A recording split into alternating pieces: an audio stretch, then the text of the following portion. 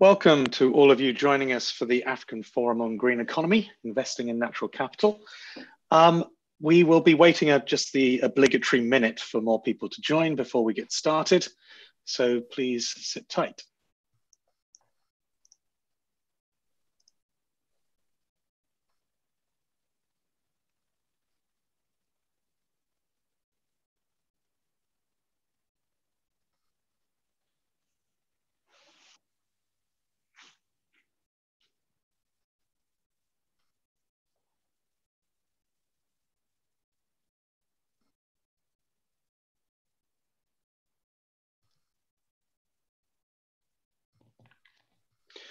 So welcome to those of you who are joining. We'll just wait a little bit longer for more people to join.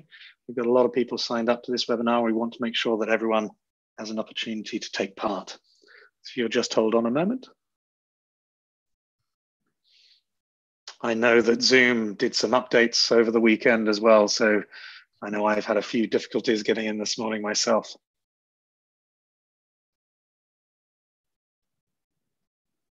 We'll just give people a little bit more time to be able to do the update. Or someone was saying to me this morning to have a negotiation with Zoom.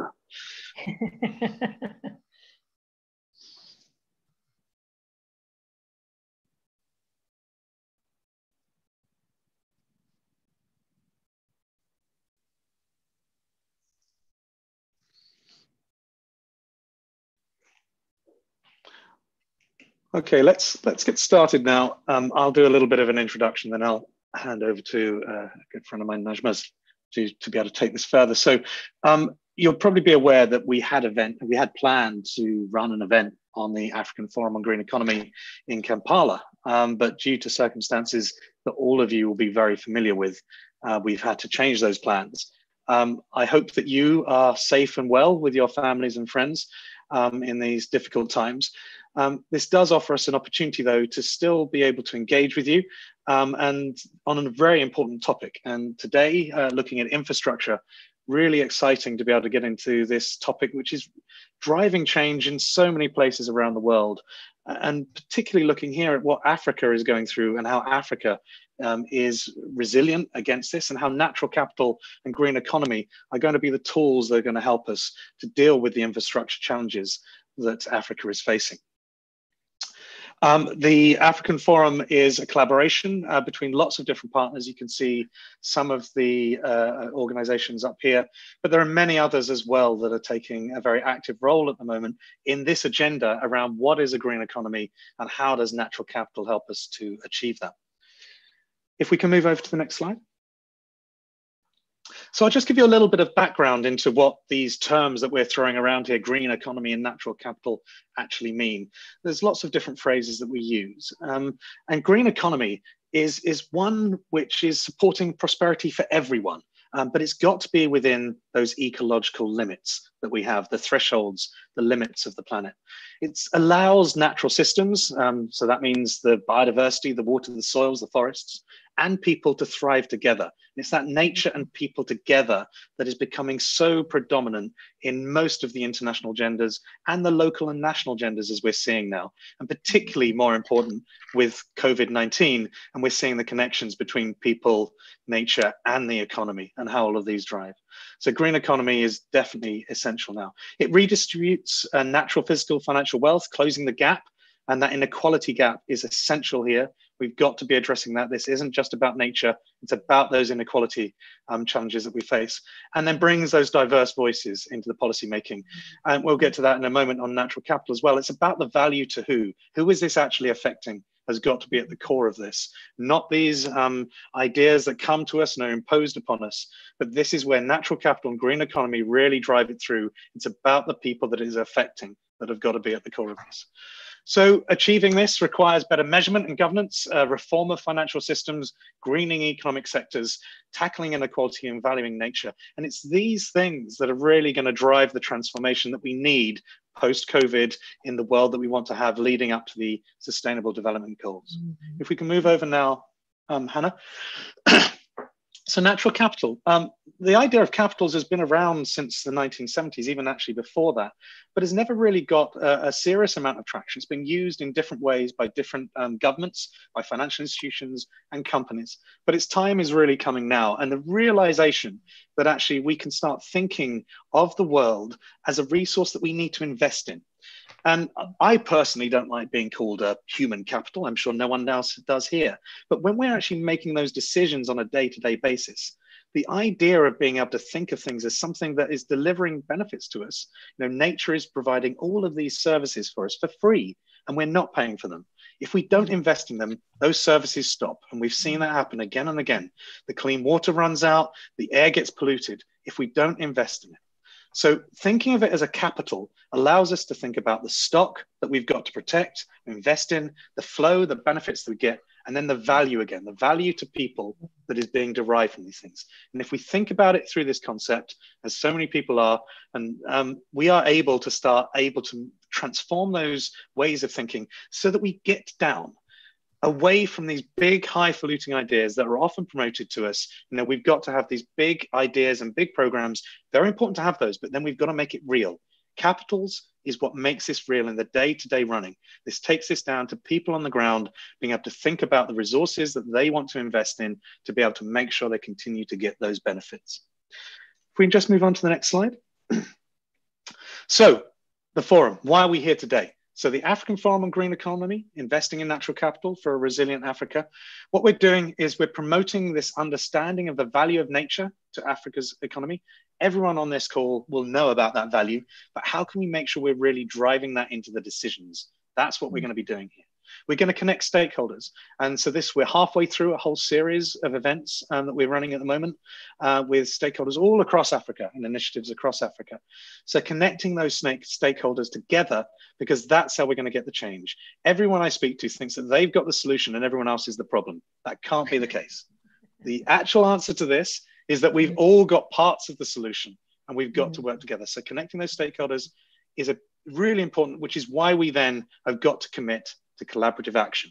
We've got to make sure that the green economy is going to help us to move low and middle income countries into a future that is going to be essential for everyone involved in that, and natural capital is at the core of that. So we're now going to pass over to Najma, who we've been working with very closely with the Green Economy Coalition, with WWF, with the Global Green Growth Knowledge Platform through Economics for Nature. And I'll hand over to you, Najma, to lead us through hopefully a very exciting webinar today. So over to you. Thank you. Thank you very much, Mark. Thank you for the introduction and welcome everyone to the third webinar session of the African Forum on the Green Economy. So as Mark mentioned, I'm from the Green Economy Coalition, which is a global alliance of over 50 civil society organizations working together to accelerate the transition to a more green and inclusive economy. Given the centrality of infrastructure in Africa, this webinar will begin to explore how the much needed infrastructure on the continent can actually be delivered while putting people and nature at the center of infrastructure investments. Today is an opportunity to hear from the experts that we've invited to share their perspectives, but also to hear from you. And so we have an agenda where we will give an opportunity to our speakers to share their perspectives and also to you. So I think if you look on the slide, we will have 20 minutes to our presenters today. And if you have a look on your screen, you would see there's a very important aspect of this webinar, and that's the chats and Q&A section here, where we would invite you to post your responses. So if I could have the next slide, please. Any questions or comments, please use the Q&A and chat function. You'll find it at the bottom of your screen. We will try to answer as many questions as possible in the webinar. I would just advise you to please don't wait until the end. If there are any interesting points, questions that come up during the course of the presenters' inputs, please feel free to direct your question at one of the presenters or just to pose a question more generally on sustainable infrastructure. So I'd like to just put a little bit of background to our discussion around infrastructure. We have 4 panelists and I'm going to have an opportunity to introduce them in a short while. But I think the infrastructure deficits in Africa are well documented and well known. We know that around energy access, more than 600 million people on the continent don't have access to energy. If we look at the way internet access, has revolutionized society, we know that internet penetration in Africa is the lowest globally. Only a quarter of road networks in Africa is paved, making it incredibly difficult for communities in remote areas, to access the services that they need from urban centers. And Africa also has the highest proportion of slum dwellers in the world. So at the intersection of some of the major challenges that we're facing in Africa around urbanization, employment, economic growth, and our environmental challenges actually sits the question of infrastructure. So this is an incredibly important topic. I think those of us working in the continent also knows that in addition to the domestic sort of infrastructure investment thinking that's happening, infrastructure is a very important issue regionally. And the Program for Infrastructure Development in Africa, PIDA, is a 30-year-long strategy, a regional strategy to build regional infrastructure connectivity, to boost intra-Africa regional trade, which again is amongst the lowest in the world. Major infrastructure projects in Africa are expanding at an unprecedented pace. We've got some of the fastest growing economies in the world. But what does this infrastructure really mean for the lives and the well-being and the livelihoods of people in Africa? Is it really reaching into to touching the basic needs that people have? The limited existing infrastructure that we do have and we know needs to expand in Africa is already severely impacted by extreme events associated with climate change. And so there's an urgent need to ensure that climate resilience is integrated in the way infrastructure is designed and planned and delivered. And Lucy, I hope that you will alert us to this. We know that infrastructure investments, though needed, can have devastating impacts on communities and on natural systems. So how do we ensure that local communities are not only consulted and informed when infrastructure investments are coming into regions and localities, but that they become a part of the planning and design, and that infrastructure investments actually deliver, local benefits and improve and enhance well-being. And Oshani, we look forward to hearing from you, what are the type of tools available to actually help us to integrate, social and environmental issues into infrastructure planning and decision-making, and to our third participant panelist joining us, Mr. John Mudani. John, we hope that from the finance and the incredible experience that you've had in trying to structure major investments into infrastructure, how can we begin to finance the type of infrastructure that really delivers social, environmental, and economic benefits? So I will introduce all four our panelists. We are waiting for one more panelist, and I'm really hoping that he will be able to join us.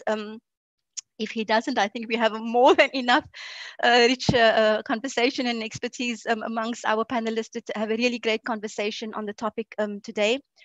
So let me introduce the panelists, and then I will provide each of the panelists 5 minutes to really share their introductory perspectives on the topic, and then we try to open to all of you in the chat and in the Q&A section to pose your questions, and I encourage you to do that as the webinar goes along.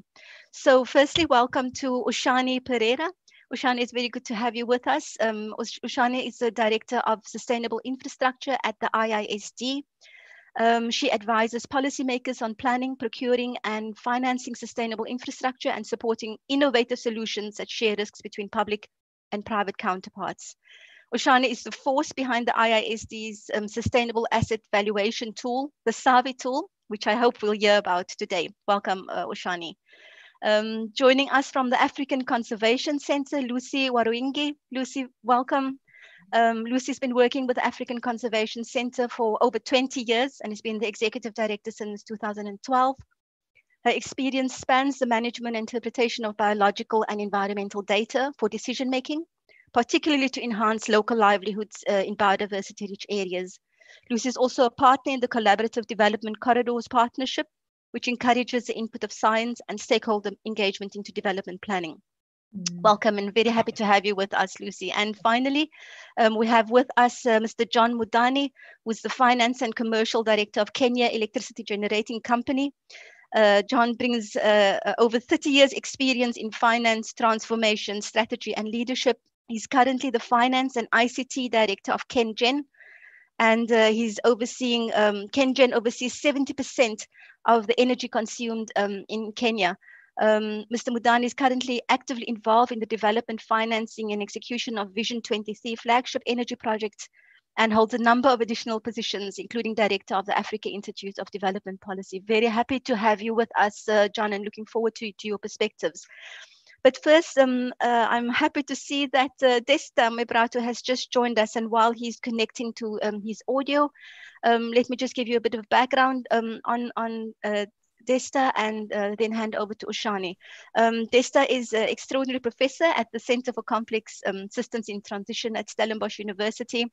He's a chemical engineer by background and has more than 30 years of experience working for industries, universities, and international organizations, including 13 years at the UN Environment Programme. Recently, Desta has co-edited a number of publications, including a very interesting book that I would encourage you to lay your hands on if this is a topic that you're working on transformative infrastructure for development of a well-being economy in Africa. Desta, I'm really happy that you're able to join us for the first part of the webinar. We're going to be giving each of the panelists an opportunity to share their perspectives on sustainable infrastructure. And we'll be starting with Oshani. So Oshani, over to you to share your introductory perspectives on our topic. Thank you, Najma. Thank you, Mark. Thank you for having me on this webinar. I would like to start by saying, let's not let this crisis go to waste. Let's not lose the opportunity that the crisis is giving us to re-examine why we need sustainable development and sustainable infrastructure. And in Africa, I've been following the debt forgiveness from the International Monetary Fund that is ongoing, and the increased lending and concessional lending that African countries are able to access because of the crisis. And the question I ask is, will these measures necessarily improve and increase public spending on infrastructure? When we look back at previous crises, we see that debt forgiveness has not necessarily meant that governments are spending more on infrastructure. And the question is, are they and can they spend on better and more sustainable infrastructure? Question mark. And can we use this momentum to make that change? And can we indeed work with our donors and work with our lenders to say, help us make lending linked to better performance on environmental areas, social areas, and government areas? So can we make lending a condition for better sustainability performance? Again, a question mark. Because you see, what's happening now is that the costs of climate change, the costs of biodiversity loss, and the costs of poor resilience are not factored into the net present value and the internal rate of return on infrastructure projects. So let me give you an example. John, you said to us at the beginning, before we got online, we have three major problems. We have droughts, we have floods, and we have locusts. The problem is, when we are building our assets, we are not going to count the costs of droughts into it. When we are building our eco-agriculture areas, the large agriculture eco-cities that we are trying to build, we're not going to factor in the costs of locusts and related damage. So this means that the fundamental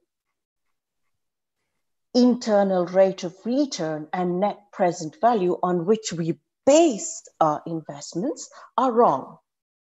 If you're building a hydropower plant and we are not going to factor in the costs of erosion caused by large-scale flooding of forests, and we are not going to factor in how the loss of those forests will reduce rainfall, reduce the flow of water into a hydropower plant in the first place.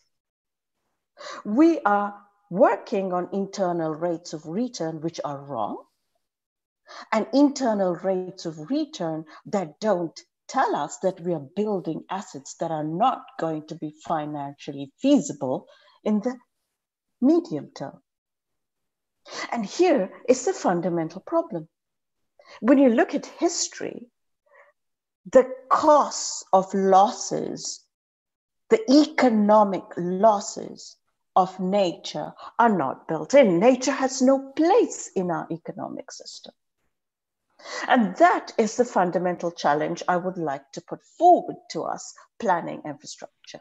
Let us begin to look 5 years into the future and say, we're living in a world that is easily 1.5 degrees hotter than it used to be. So when we build our oil-powered power plant, do we understand that that 1.5 degrees is going to make that asset financially infeasible in its first year of operation? Therefore, shouldn't we be looking at renewable solutions? If you're building hydro, and God knows we need the electricity, but we are building hydro at the expense of large-scale loss of forests, do we understand that loss of forests means no rainfall, meaning the hydropower plant is dead in the water, even as we are building it? We need to understand those costs. And in the technical video that you will see as a part of this series, I will present to you a systems thinking derived simulation methodology that is open to all. And it's fantastic to have Dexter on the call as a systems expert. We have developed a systemic methodology, a simulation methodology that helps us all understand the costs of environmental damage, of social incohesion and economic folly into infrastructure planning and plan our assets better. So these are the ideas I'd like to leave us with. Debt. Yeah, let us manage our debt. Does debt bring better spending for infrastructure? And what are the costs of inaction? Thank you so much for those excellent points, Oshani. I'll hand over to Lucy to share her introductory perspectives on the topic. Lucy. If you unmute, if you could unmute. Perfect. Yeah. Thank you, Najma, and thank you for this opportunity. Already very interested in the perspectives that have been shared by Oshani. Very, very interesting, and really looking forward to that whole discussion on the tools that would help us build in these costs of nature and of biodiversity and ecological services into infrastructure projects. But in the 5 minutes, I would like to just give you a brief of how we are in the Development Corridors Partnership Project, aiming at getting a grasp at the different levels of this challenge. The one level is at the decision-making level of what is the motivation and what are the incentives or influences that determine what infrastructure project gets approved by government and how that process involves or does not involve other stakeholders. So in the Development Corridors Project, we're looking at that component. We're also looking at the stakeholder engagement in that process, and not only of what you would call the direct economic beneficiaries, but stakeholders of people along that value chain. Some will be landowners, some will be peripheral communities alongside large linear infrastructure. Others will be potential stakeholders based on the vision that is cast by a country or a state, but where the articulation of what that benefit is not yet clearly integrated into the project design. So the Development Corridors Partnership also really looks at assessing the stakeholders along that process of both the decision-making for the infrastructure project and the planning and implementation of the same.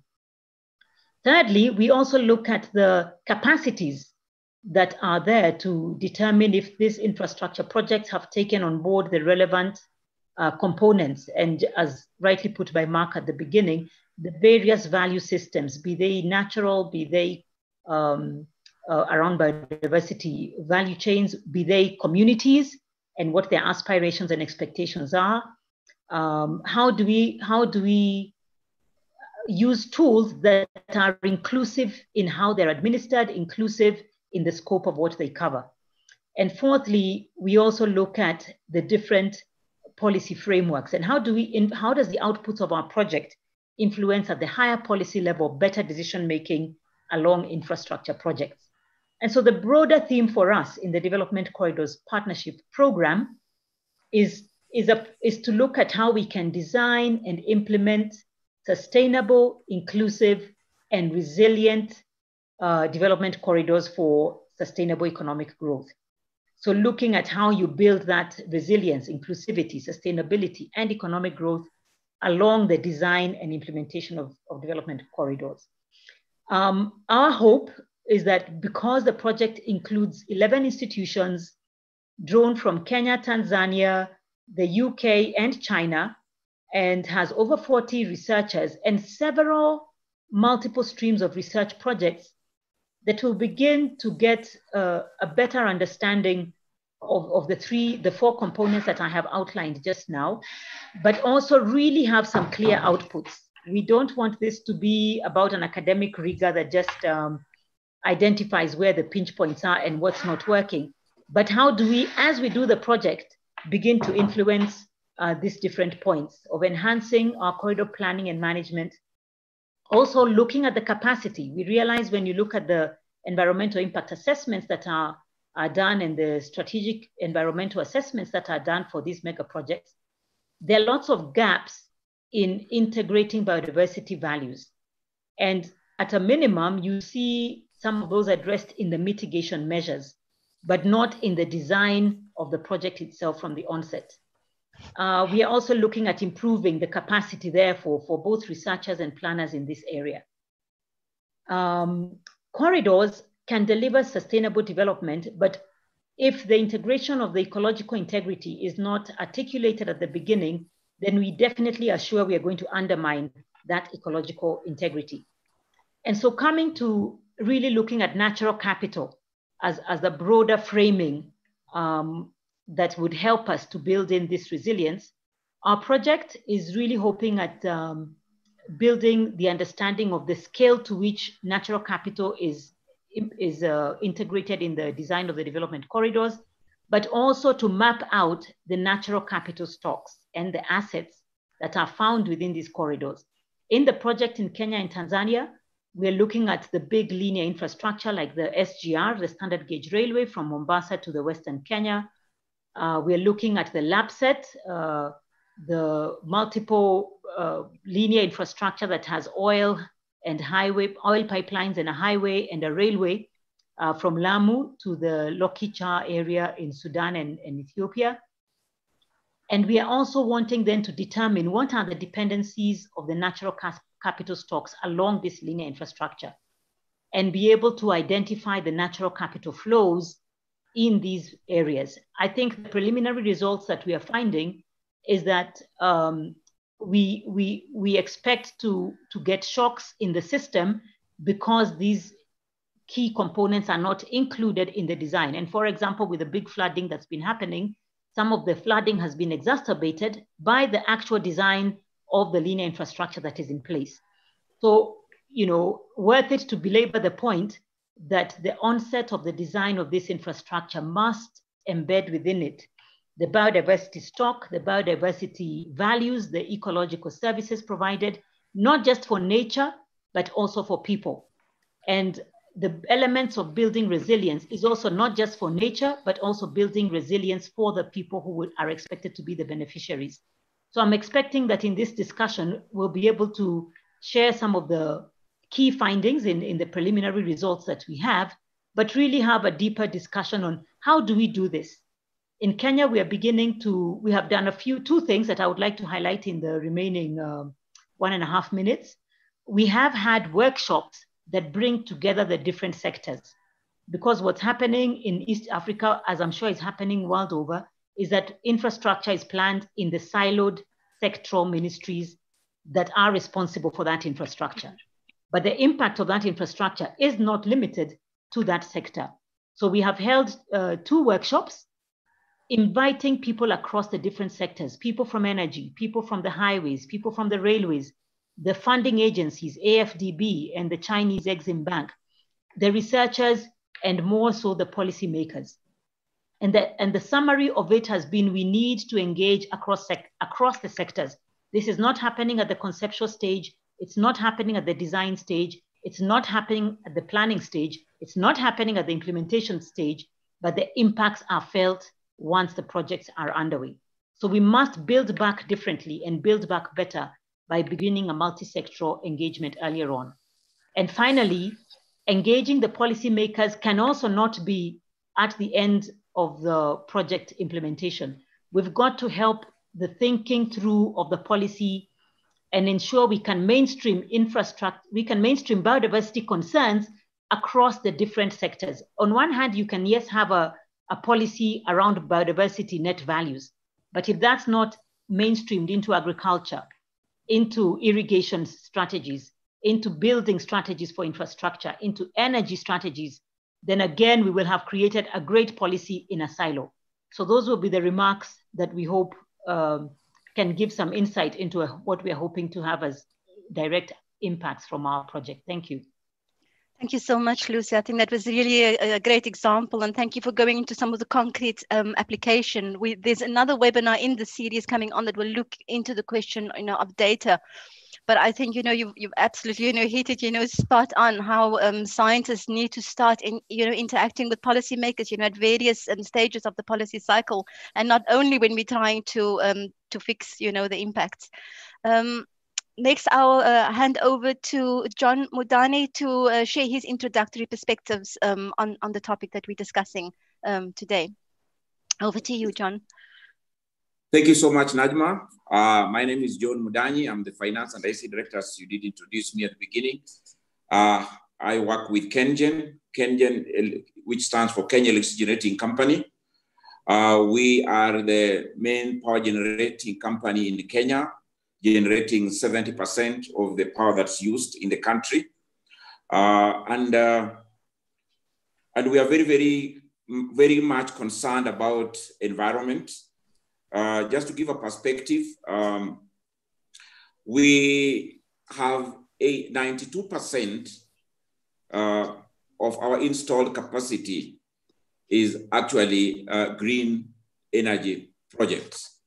And then as a nation, 90% are green energy projects, spanning different areas. For example, in just talking about how we are, 45% is hydro, almost 40% is geothermal, and 1.4% is wind, and we have some element of solar at national level.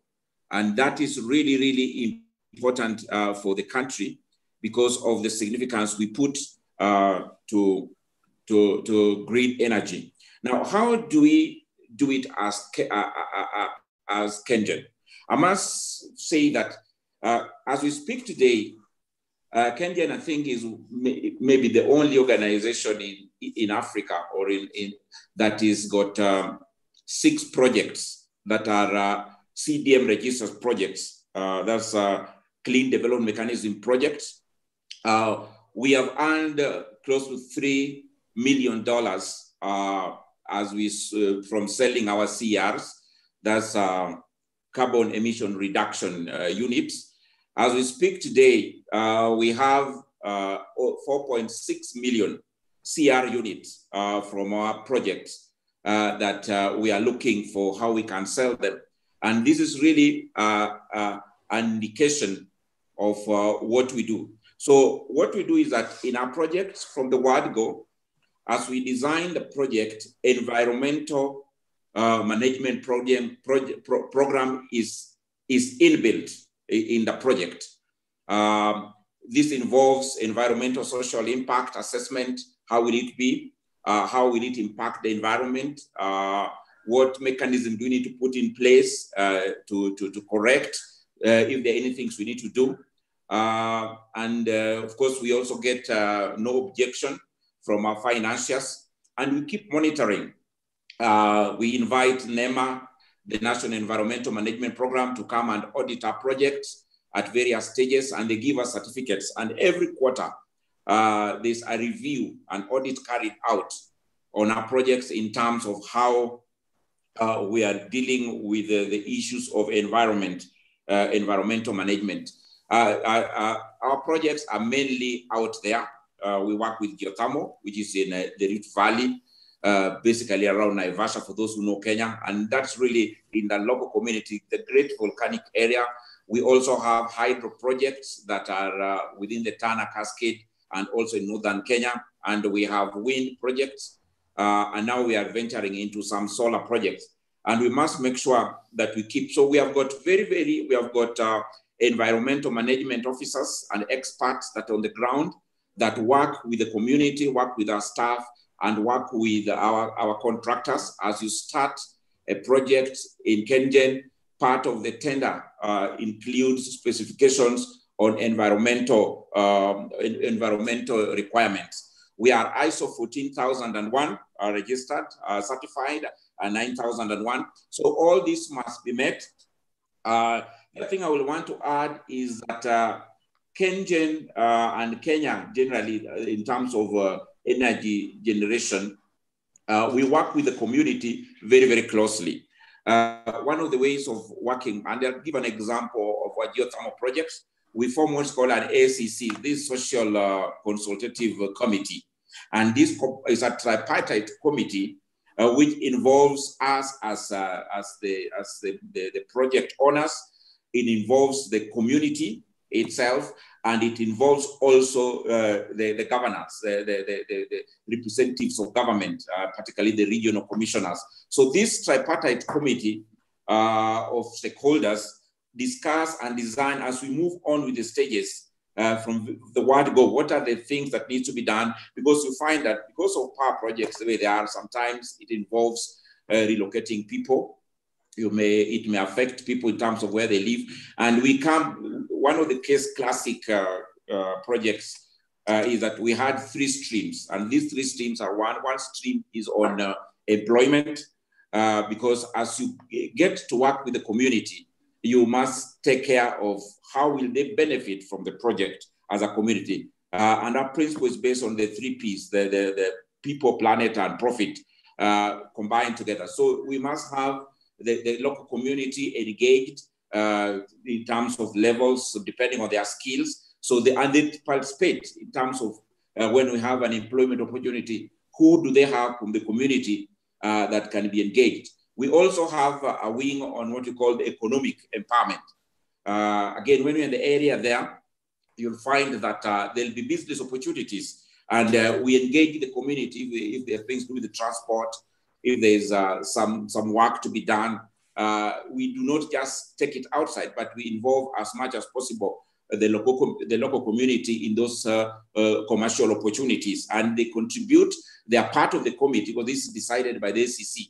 The ACC, which is the Social Consultative Committee, they form 3 subcommittees, one looking after employment, another one looking after economic opportunities, which arise from the project and the project area, and the other one is on environment. And I wanted to emphasize that there'll be a committee that involves not only ourselves, but involves the government and involves the community in terms of how do we manage the environment, environmental issues, environmental concerns.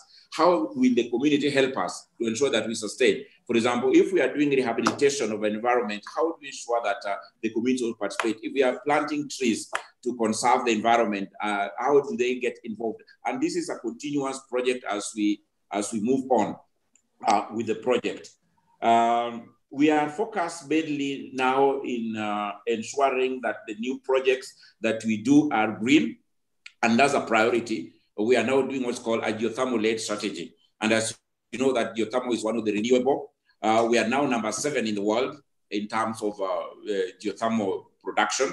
And 40% of our installed capacity is currently geothermal. We see that growing. Geothermal is actually what geo means earth and thermal is heat. So we drill down and get that out, and that's what we use for generation.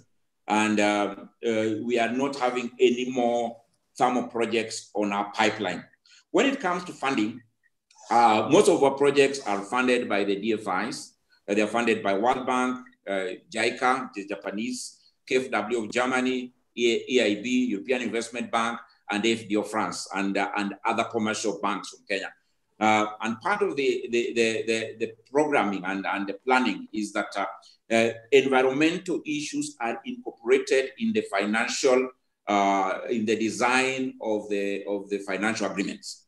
In fact, they have to certify and give us no objection at every stage as we move with the project to ensure that the project are compliant with environmental standards. They are compliant. They meet the Equator principles, and they are not going to destroy the environment. They are going to leave the environment better, and also the people, to ensure that as we do our projects, we don't leave our people worse off. And I must say, in our last project, we had to relocate people. What we call resettlement. We had to come up with a resettlement action plan. This was a project funded by World Bank and EIB and KfW. And we had to build 150 new houses from Manyatas, houses made of mud. We had to build new 150 houses that meet certain standards. We had to build schools, new schools. We had to build new hospitals. So this is really how we engage in terms of ensuring that we work together with the community and we also protect the environment. Thank you very much, and sorry to interject you, but we would like to have one more perspective before we try to answer some of the questions. Thank you for the fantastic and very concrete examples that you shared around the type of regulatory systems, the safeguards and mechanisms that you put in place, and the concrete projects that you shared in the energy sector. Desta, I'd like to give you the final word on this, your perspectives on sustainable infrastructure. And particularly the thoughts and ideas that you share in the book around how infrastructure can be transformational, how Africa has an opportunity, to leapfrog and not repeat the mistakes of resource and carbon intensive infrastructure investments. So I hand over to you, Desta, for your reflections on the topic that we're discussing. Thank you very much, Najma. I'm very happy to be part of this discussion. I would like to limit myself to 4 key points so that we could have time for some discussion. And I will build up on all what has been said, particularly the point mentioned by Oshani on the importance of having a systems perspective. The first point is, whenever we talk about infrastructure, the tendency and the orientation is always to jump on or focus on physical infrastructures. In our approach, we need to look at the ecological infrastructure, which is the foundation of every economic activity, the physical infrastructure, the institutional infrastructure, and the human infrastructure. These 4 components of the infrastructure are the key pillars of any development process. So unless we address these 4 pillars in a holistic and systemic perspective, every infrastructure development has got all these 4 dimensions. So the first point we have to focus on is to have this systemic perspective whenever we talk about infrastructure. Look at the dimensions, the various dimensions. The second point is, talking about physical infrastructure, most of the physical infrastructure we talk about will be with us for 20 to 50 years. They have long lifespan. And with that comes a huge locking potential. So whatever design consideration you take in the design, in the initial conceptualization, design, planning, development process, will act as a constraint factor for the coming 20 to 50 years. So considering the locking potential and trying to maximize the leapfrogging possibility, which we have a lot, is a critical element that has to be looked at, particularly when it comes to Africa. The third point is Africa, 70 to 75% of infrastructure we need to have in this region is yet to be built. Hundreds of billions of dollars are being pumped into infrastructure investment today. And this will continue for the coming decades. If we don't make the right investment decision today, Africa will be on the receiving end of most of the adverse consequences that we'll face related to climate impacts and various unsustainable outcomes you may have. So we have an opportunity here. Oshani earlier was talking about the debt relief issue. Where does it go? How is it going to be invested?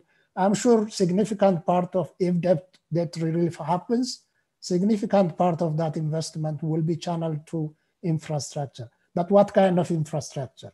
For what purpose? How are we going to design that? How are we going to develop that?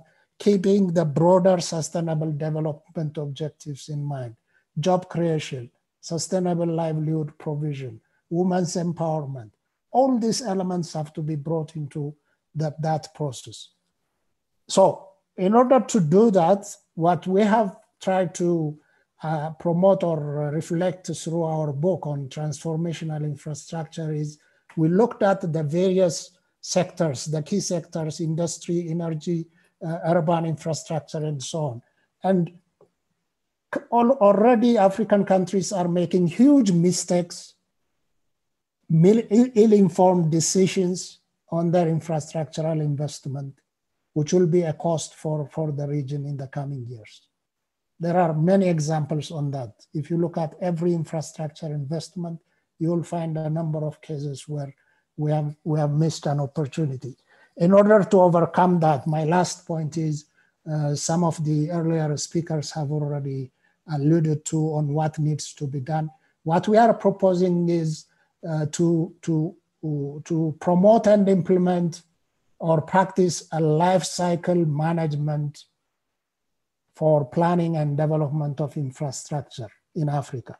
The life cycle management approach captures all of the challenges that have been highlighted by Oshani, Lucy, and to some extent John, in terms of how are they going to be costed, what are the various elements, how is natural capital considered into that. So you start from the strategic level and go through by using different analytical and decision-making tools, you go to the operational level. And it provides that overall framework. And I think that will be something that African countries and development partners need to consider in the coming years. As a final piece of information, our book is, we are giving out our book free of charge. The ebook is available for African public and educational institutions free of charge. So I will send information to Najma and Hannah that could be shared to all participants. If you wish to have the e-version of the book, you can send us the form that needs to be completed and we will provide it to you. I will stop there. Thank you very much. Thank you very much for all your reflections. They've been incredibly rich, and I did not feel it right to stop any of you, but I would like us to take some questions. We're going to go a little bit over time. I hope we can have all of you stay with us for at least another 10, 15 minutes for the most part, where we try to take some of the questions. I see some of the panelists have already been active on the Q&A, trying to answer some of them already, but perhaps let me just put a first question to Lucy and to Desta, and I have one in the back of my pocket for Oshani and John as well. But Desta and Lucy, a question has come up on the chat.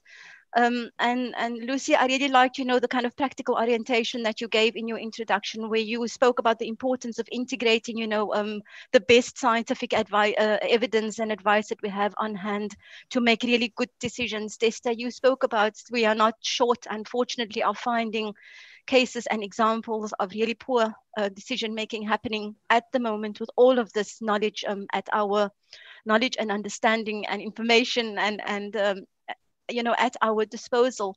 And I really want to pick up on a point that you raised, this, and ask both of you to reflect on the challenges of trying to implement, more systemic kind of decision making. We know, that often, the environment ministries within countries have the responsibility for doing, the environment and social safeguards and the checks on investments. But how do we begin to have our economic, finance, treasury, planning ministries, understand that this is not a checkbox exercise. It's not a tick on a page, or part in the process that we've done and we carry on.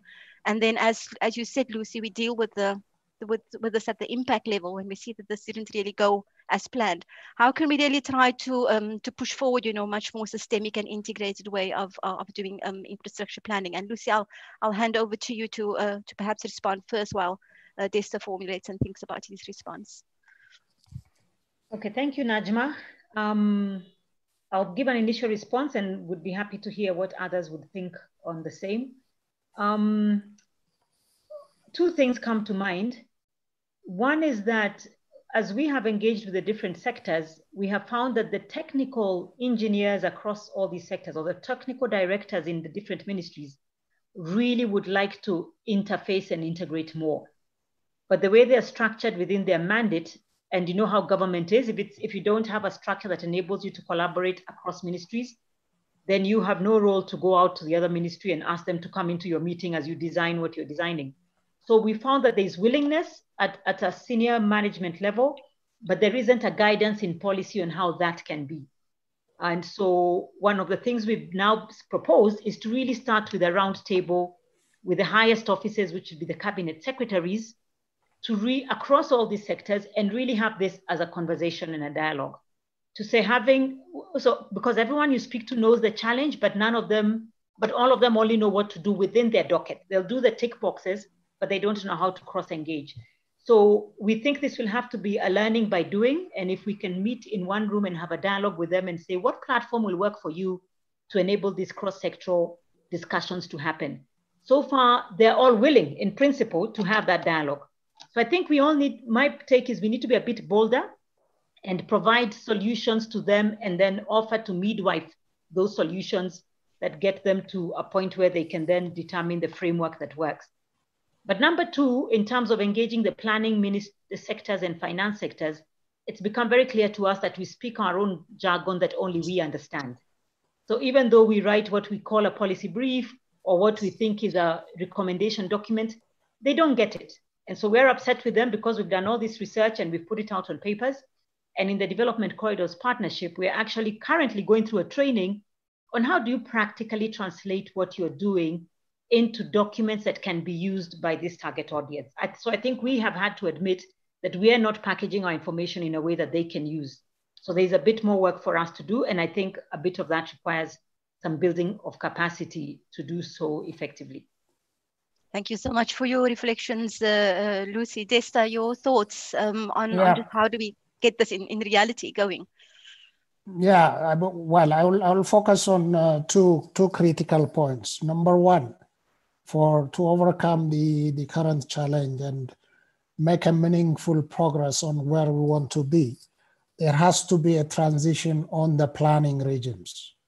The planning regime has to move from the conventional planning regime, which is largely expert-based, which is largely silo-oriented, which is largely top-down, has to move towards discursive planning, which is more dynamic, which is more cross-sectoral, which is more top-down and bottom-up. This is the kind of planning transition we need to have. Without that, sustainable development will just be a talk. It wouldn't happen. And there are various elements already in place to make this happen, the discursive planning process. There are hundreds of initiatives around the world which are following this way of planning process. So this dynamic transition in the planning regime has to happen, which will help us the engineers to work with sociologists, economists, community workers, and society. So everything, all these elements need to come together. Related to this, the second important point which needs to be taken, I mean, the first one is more of, it requires change of thinking and attitude in the expert regime and so on. But the second one, which is critical, which is a major source of problem for most African countries, is the challenge of breaking the institutional silos. Most of the problems are coming from this silo-oriented approach, even within one country, even within one ministry, even within one agency. There is a significant entrenched mentality of silo orientation. This institutional silo has to be broken. These two elements, if we are able to achieve some level of transition on these two levels, I think we'll make some headway towards the desired outcome. Thank you. Thank you, both of you, for your inputs. I think I'm left with some hope after both your suggestions on, the different types of planning, breaking the institutional silos. I think we have leadership on this call today that's exactly willing, to break, these institutional barriers between us. John, I cannot let you go without asking you for, your one key reflection. And looking at your bio when I was, introducing you, you've got this incredible experience in financing. We know that a lot of the finance for infrastructure is coming from the public sector. I would like to ask you perhaps to just your one key point that you would like to make on how we can begin to bring in more, private sector finance into addressing, the infrastructure financing gap in Africa. John, your one big recommendation that you would put forward to get the private sector on board. Oh, thank you so much, Najma. Of course, private sector, two things. One, guarantee there's some returns and security of their investment is very, very important. And then helping them to mitigate risks, whether it's political risk, whether it's all those risks. So they are there in business, they come to make money. So guaranteeing them some minimum basic return. And of course, we know that particularly in some of the infrastructure, the governments are also concerned about the social cost of this, but also mitigate the risks by government, for example, providing guarantees or some support, some letter of support, and just guaranteeing the legal environment and political environment to bring certainty and minimize risks. I think that would be good for them. Thank you, John, for sharing those very concrete inputs and for the incredible example that you gave of the work of KenGen. Oshani, your final thoughts. I know we haven't had much time to go into the SAVI tool, but I think we can also tell all the participants that we're going to be sharing lots of materials on the topic. And I do think that coming up, we've got webinars on data, on finance, that will definitely explore some of the key points that you've raised. But Oshani, perhaps if you could let us end on a bit of a hopeful note as to how we can begin to access concrete tools to begin to deliver infrastructure that works, for people and also safeguard the natural capital that's so essential for the continent's well-being. Najma, I wish I could give you hope. Okay. Please. I just wish. No pressure. Let me just say, let's not waste a good crisis. Okay, let's not waste it. And for hope, let me be slightly provocative and say, when we look at infrastructure, do we always have to look at a built solution? So without saying, what shall we build, can we turn the question around and ask, what do we need? What do we need in terms of public services?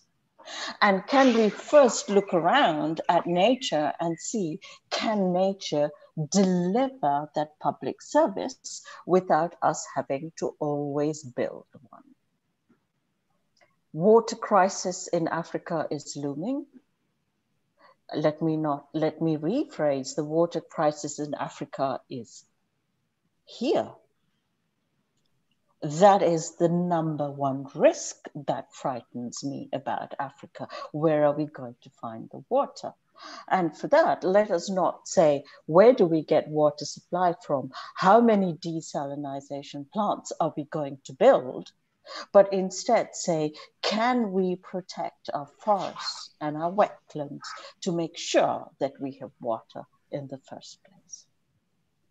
So let us go back and ask this very important question on, can nature deliver, and what nature cannot deliver? Let us see how we can build in a most sustainable way. Let us not waste a good crisis to ask the right question. Thank you, Oshani. I think that's hope enough for me.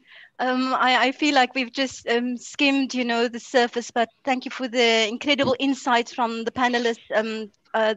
The questions that have come in, many of whom have been answered. We try to look at them afterwards. I'd like to just say thank you to all the panelists. I've connected with some old friends, and I hope made some new. It's been a really good conversation to learn from all of you and to take inspiration to carry this important topic forward in our work. So thank you all for joining us, and to everyone that's joined us for this webinar. I'll hand over to Mark now. Any final reflections, Mark, and also to share with us details of the next webinar. Thank you very much, everyone. Thank you very much, Najma, and some really interesting conversations there. I've actually started thinking about what the next big activity we should be looking at. I think it should be infrastructure, and I think Africa is the place that we really need to base this from.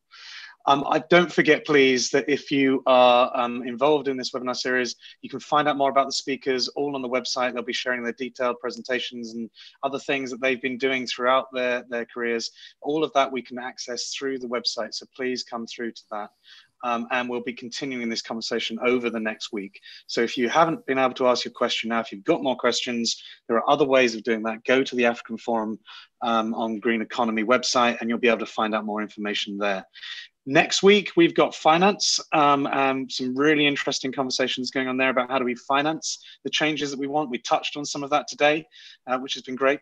Then we're also going to be looking at data, and then we're going to be closing this all off looking at change. So 3 more webinars to come. Please do come back in. I know there's been a few problems. I've had a few texts this morning, people getting onto Zoom. We'll solve all of that by next time. These technical things are there to challenge us. We'll get that one solved. So thank you very much, everyone, for joining today. Thank you once again to the speakers and to Najma, and we'll see you all soon. Take care. Bye-bye. Thank you very much.